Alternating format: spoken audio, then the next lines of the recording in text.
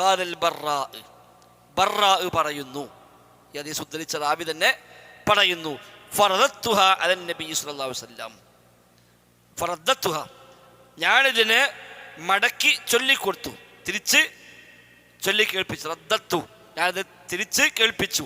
Allen നബി സല്ലല്ലാഹു അലൈഹി വസല്ലം, നബിക്ക് ഞാൻ ചൊല്ലി കേൾപ്പിച്ചു കൊടുത്തു. കാരണം നബി പഠിപ്പിച്ചു കൊടുത്താണല്ലോ. അപ്പം പഠിച്ചു, പഠിഞ്ഞു കഴിഞ്ഞിട്ട് തിരിച്ച് നിന്ന നബി ഞാനത് ചൊല്ലാം എന്ന് പറഞ്ഞ് നബിക്ക് പ്രാർത്ഥന അങ്ങോട്ട് നബിക്ക് ചൊല്ലി കേൾപ്പിച്ചു കൊടുത്തു. അങ്ങനെ കേൾപ്പിച്ച കൂട്ടത്തിലുണ്ടായ സംഭവം എളുപ്പം പറയാണ്. നബിക്ക് ചൊല്ലിക്കൊടുത്തപ്പോൾ ഉണ്ടായ ഒരു സംഭവം. ചൊല്ലിയപ്പോൾ ഫലമ്മ ബലഗത്തു, അങ്ങനെ ചൊല്ലുമ്പോൾ ഞാൻ എത്തി. എവിടെ എത്തി? അല്ലാഹുമ്മ ആമൻതു ബികിതാബിക്കല്ലദീ അൻസൽത എന്ന സ്ഥലത്തെത്തിയപ്പോൾ പ്രാർത്ഥന വന്നല്ലോ. അപ്പൊ അവിടെ എത്തിയപ്പോൾ ഖുൽതു ഞാൻ പറഞ്ഞു, വറസൂലിക ആമൻതു ബികിതാബിക്കല്ലദീ അൻസൽത, പിന്നെന്താണ്? വബിനബിയിക, നിന്റെ നബി ഞാൻ വിശ്വസിച്ചു എന്നാണല്ലോ. അവിടെ എത്തിയപ്പോൾ ഞാൻ പറഞ്ഞത് വറസൂലിക എന്നാണ്.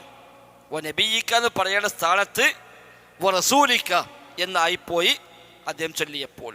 ഖാല, അപ്പൊ നബി ഞങ്ങൾ പറഞ്ഞില്ല, അങ്ങനെയല്ല.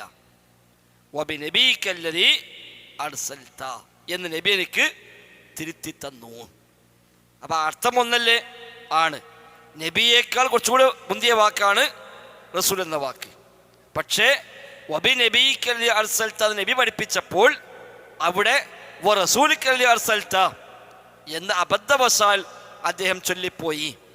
അവൻ നബി അങ്ങനെയല്ല, ഞാൻ പഠിപ്പിച്ചത് റസൂലിക്ക എന്നല്ല, വബിനബിയിക എന്നാണ്. അപ്പം നബി പഠിപ്പിച്ച പ്രാർത്ഥനയിൽ നമുക്കെന്തെങ്കിലും മാറ്റം വരുത്താൻ അനുവാദമില്ല എന്നർത്ഥം.